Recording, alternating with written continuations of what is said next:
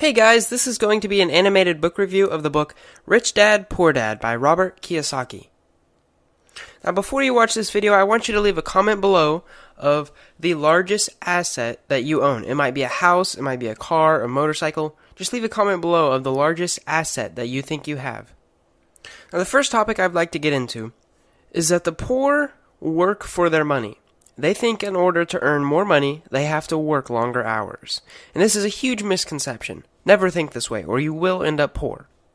You need to learn that your money can also make you money. You just have to use your creativity and imagination. Rich Dad said that more money does not equal less problems. In fact, most of the time, more money means more problems. He said that intelligence will solve less problems, and it'll also earn you more money. By solving problems, you will in turn earn more money. So the first big concept is basically really simple. It's that the poor work for their money. They think that time equals money.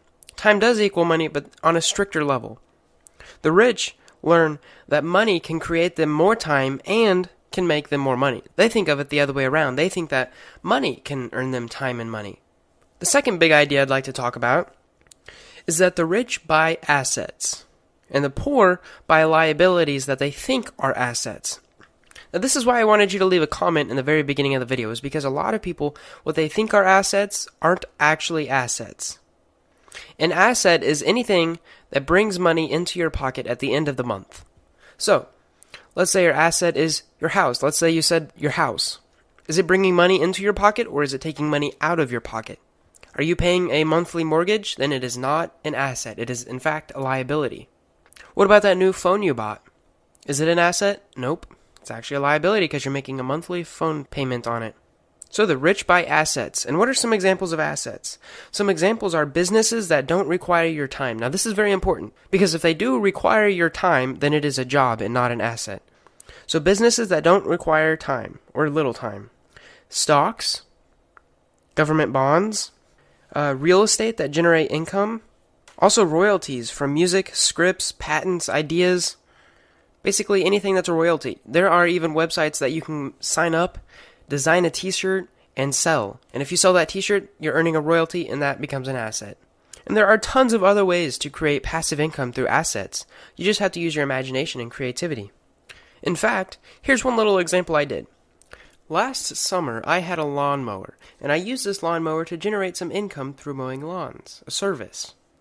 And I generated about, I would say, $1,000. And I wanted to save most of it because I knew that it would come in handy later. But I also wanted to invest a little bit of it. So what I did was I took $300 and I set up a website. Now, I started this website in August because that's when you kind of stop mowing.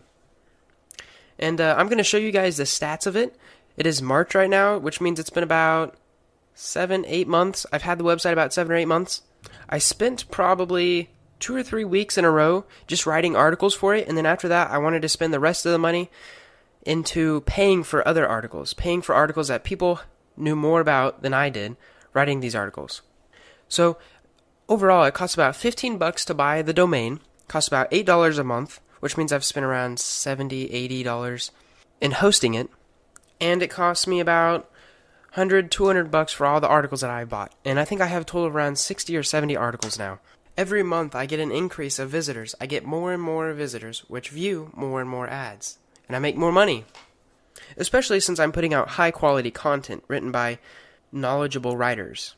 So I may pay $10 for an article, but over the course of 10 years, it's going to pay for itself back tenfold. And I'm earning money through this website through a program called AdSense. And right now, actually, this month is my first month that I broke even. It's costing me $8 per month to keep the website up, and I actually made more than $8 this month. And you have to be patient. You have to learn to be very patient when you start designing assets like this, because it's going to take patience. The rich know how to use patience. So, how can you do something like this? Well, you need to find a problem. And then you need to create a product or a service that will solve that problem.